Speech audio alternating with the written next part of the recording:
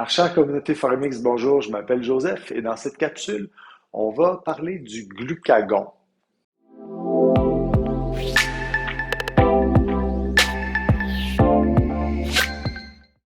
Alors, la première chose à savoir, c'est que le glucagon, c'est le yang de l'insuline.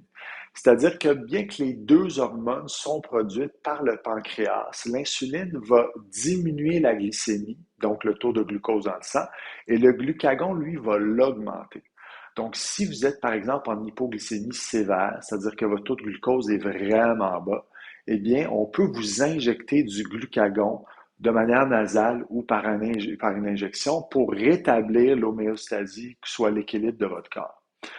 La question que vous demandez peut-être, c'est comment on fait ou comment fait le glucagon pour augmenter notre glycémie? Eh bien, il agit de concert avec le foie de deux manières. OK?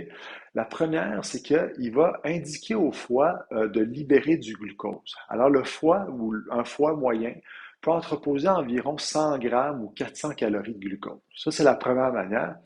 La deuxième, c'est qu'inversement, il peut demander au foie de ne pas entreposer le glucose qui circule librement dans le sang. Alors, l'un ou l'autre va faire que votre glycémie va augmenter. Le glucagon va être sécrété principalement lorsque vous êtes en hypoglycémie, c'est-à-dire lorsque vous jeûnez plusieurs heures, lorsque vous faites de l'exercice ou lorsque vous mangez des repas faibles en glucides. Finalement, le glucagon, il a un impact positif sur l'utilisation des acides gras.